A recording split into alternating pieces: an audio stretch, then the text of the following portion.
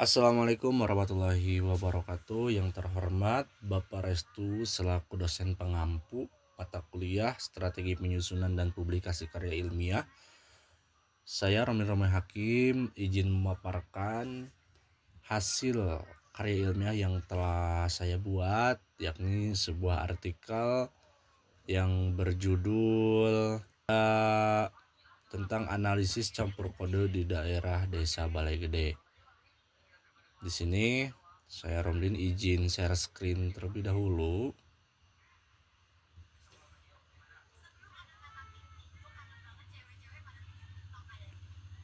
Oke, di sini yang pertama ada analisis campur kode di daerah Desa Balai Gede Naringgul Cianjur.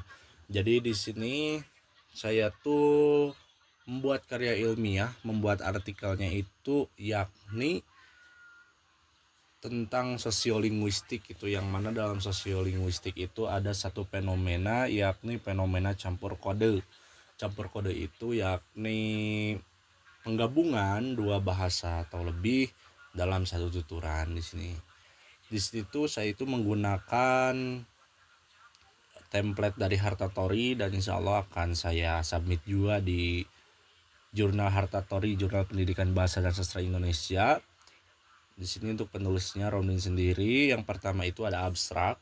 Abstrak dalam artikel ini yakni sosiolinguistik adalah salah satu cabang ilmu linguistik yang mengkaji hubungan bahasa dengan lingkungan sekitar. Lingkungan sekitar yang sangat berpengaruh dalam mempengaruhi seseorang dalam bertutur.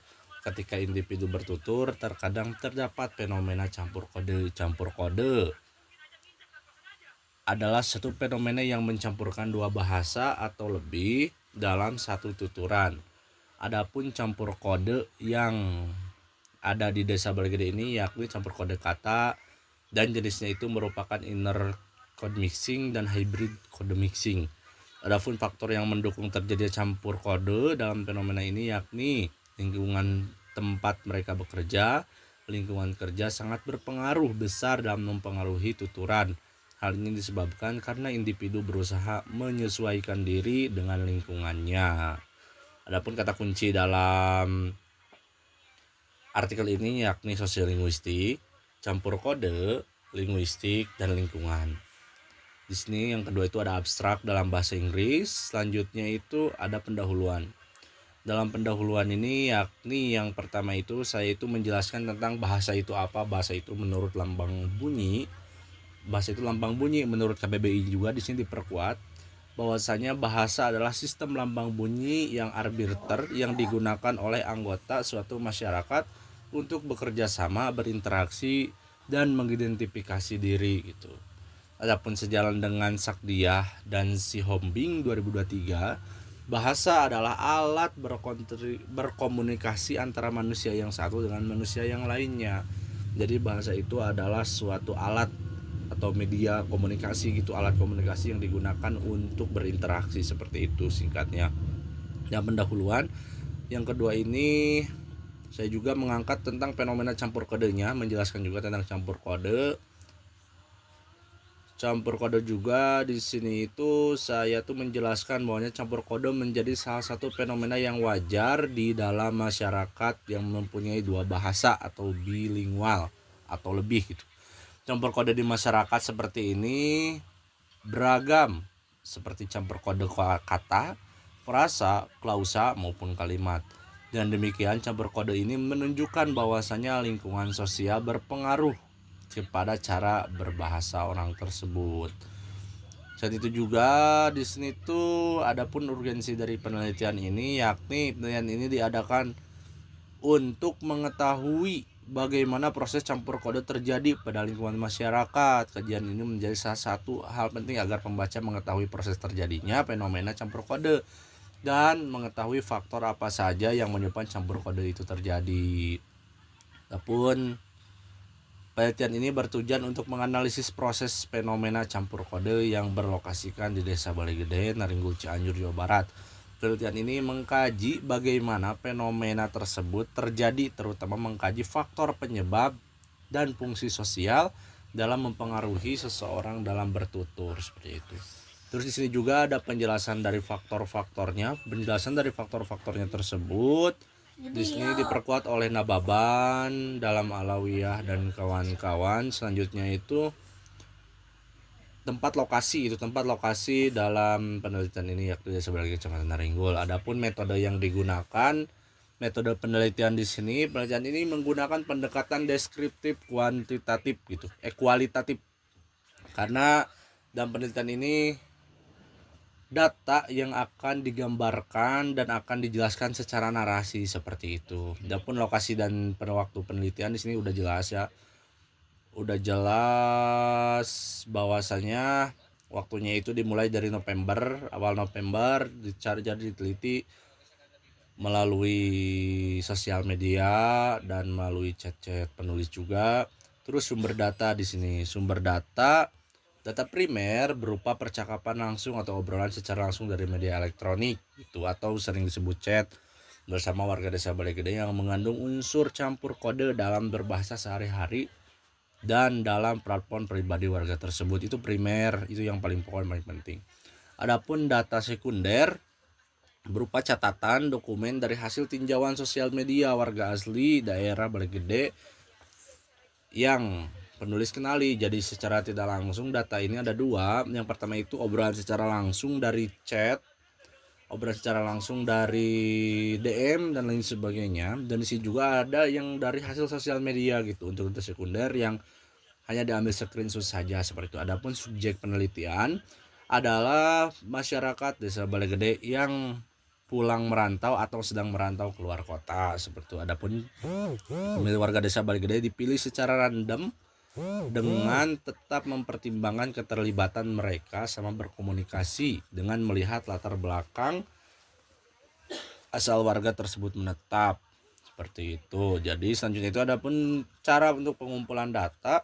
Di sini teknik pengumpulan data itu yang pertama itu pengumpulan data diambil dengan teknik penelusuran sosial media milik warga desa Balegede yang merantau atau sudah kembali ke perantauan dari isi chat penulis bersama objek yang akan diteliti. Jadi nomor poin pertama itu penulis akan bisa dikatakan mengajak bincang-bincang santai melalui sosial medianya seperti itu.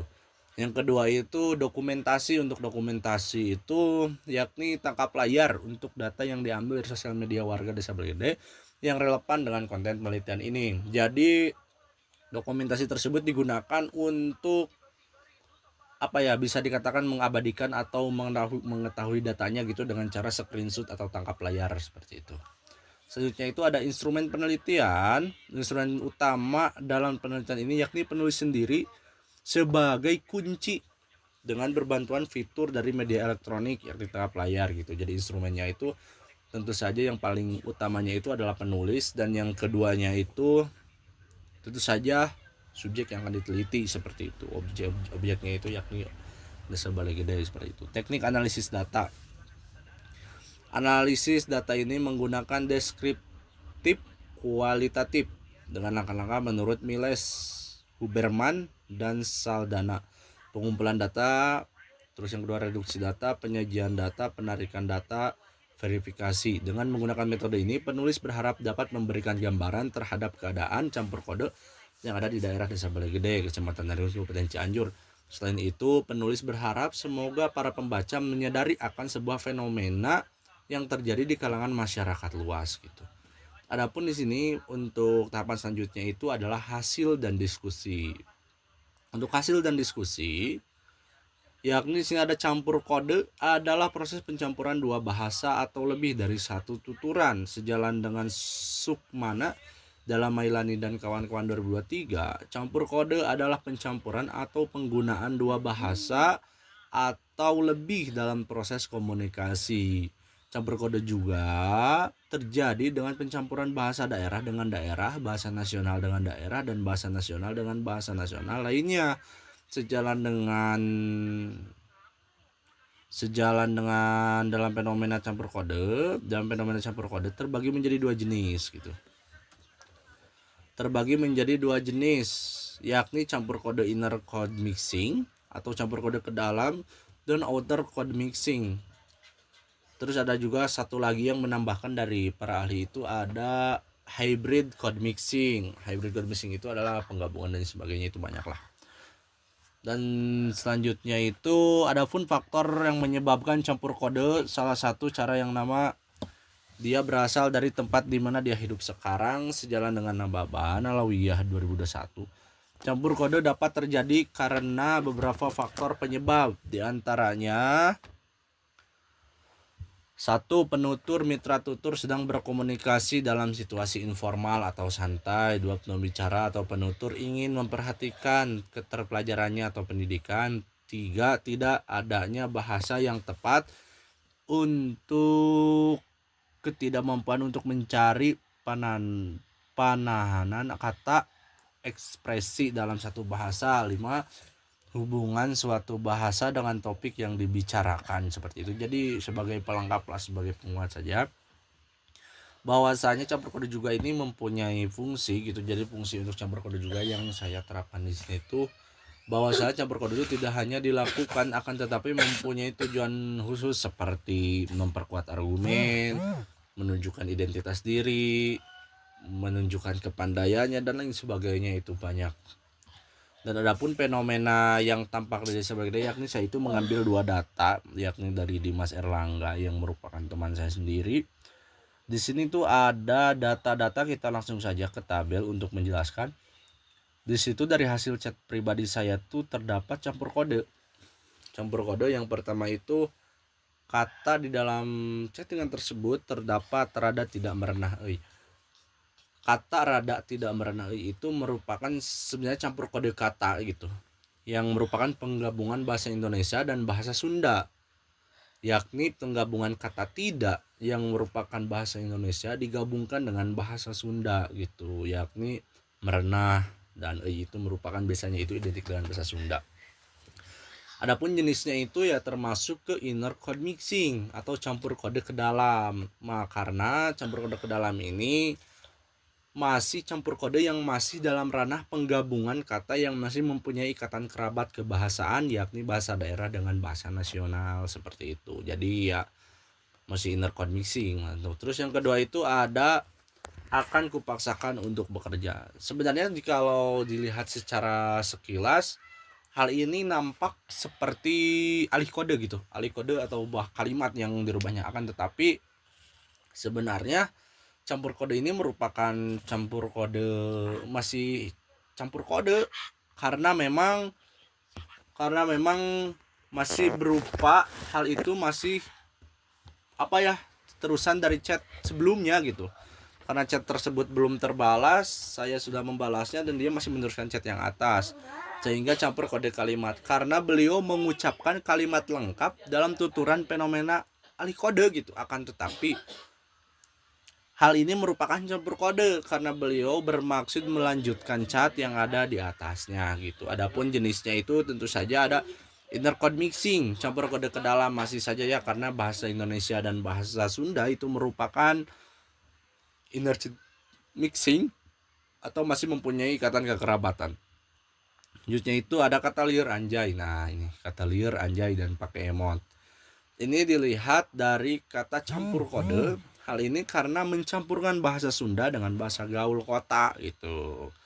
Ketika kata liar itu merupakan kata Sunda dan anjay itu identik dengan kota gitu, karena di dalam daerah sendiri kata anjay itu memang nggak ada gitu, dan itu identik dengan bahasa-bahasa gaul orang-orang kota seperti itu, ataupun bahasa gaul di sosial media seperti itu. Selanjutnya itu ada inner code mixing. Jenisnya itu inner code mixing, tentu saja tetap inner code mixing itu merupakan jenis campur kode yang masih mempunyai ikatan kekerabatan ya, karena yang digunakan masih dalam ranah nasional gitu, seperti itu. Selanjutnya itu ada kata tidak baik-baik saja Nah, ini ketika kata tidak baik-baik saja tentu saja itu merupakan campur kode kata karena menggabungkan tuturan dalam bahasa Sunda yang bahasa dan bahasa dengan bahasa Indonesia. Kata itu karena identik dengan Sunda ya, karena di dalam bahasa-bahasa lain itu memang tidak ada kata gitu. Itu merupakan, kalau menurut saya sendiri itu lebih ke identik dengan Sunda banget gitu. Terus yang jenisnya itu termasuk juga inner code mixing, masih dalam tuturan kekerabatan dalam berbahasa seperti itu. Selanjutnya ada perasaan yang tak kunjung datang. Ini juga sama dengan fenomena sebelumnya, penggunaan kata tersebut. Selanjutnya itu saya mengambil data dari Amisa yang merupakan ini bisa dikatakan ini tante saya gitu atau bibi saya kalau dalam bahasa Sunda tuh. Di sini juga terdapat dua fenomena kalau nggak salah ya, dua fenomena bahasa, yakni yang pertama itu akhirnya juga sampai ke rumah Ua dan Emak. Nah ini merupakan jenis campur kode kata gitu kalau dalam tataran kebahasaan itu ya kode kata, karena menggabungkan tuturan dalam bahasa Sunda yakni kata Ua dan Emak dengan bahasa Indonesia. Jadi itu kan identik, kalau Ua dan Emak itu kan identik banget dengan Sunda gitu, dengan menyebutkan identitas sosialnya gitu, identitas bahwasanya itu kakak dan ini tuh kayak emak itu ibu gitu. Itu kan biasanya identik dengan kata ibu, dan emak itu kan ya bahasa Sunda itu, jadi digabungkan dengan bahasa Indonesia itu. Lanjutnya terus di sini juga yang kedua itu di dalam postingan yang sebelahnya yang di atas, yang di bagian ini, bahwasanya aku tim yang tidak suka duduk ajalah di pipir. Nah, ini di sini hal yang unik terjadi. Bahwasanya aku tim yang suka duduk aja di pipir. Ini merupakan campur kode kata dalam tataran kebahasaan, tetapi yang digunakannya itu tiga bahasa nih. Ada tim yang merupakan bahasa Inggris, terus ada aku yang suka yang merupakan bahasa Indonesia, duruk aja di pipir itu merupakan juga bahasa Sunda gitu. Jadi penggabungan tiga bahasa. Dan di sini juga termasuk ke dalam hybrid code mixing gitu, karena menggabungkan tiga bahasa yakni Inggris, Indonesia dan Sunda. Jika dilihat dari jenis campur kodenya termasuk campur kode hybrid code mixing, karena penutur menuturkan tiga bahasa sekaligus dalam satu tuturan, dan tiga bahasanya itu tidak mempunyai kekerabatan dalam bahasa. Tentu saja ketika tim itu bahasa Inggris, bahasa Indonesia itu baru berkerabat dengan bahasa Sunda seperti itu. Adapun kesimpulan dari analisis ini yakni campur kode adalah satu fenomena kebahasaan yang sering terjadi di lingkungan masyarakat tanpa langsung disadari. Adapun fenomena kebahasaan yang terjadi di daerah Bale Gede, Nering Cianjur merupakan campur kode dengan beragam jenis, diantaranya campur kode kata dan kalimat.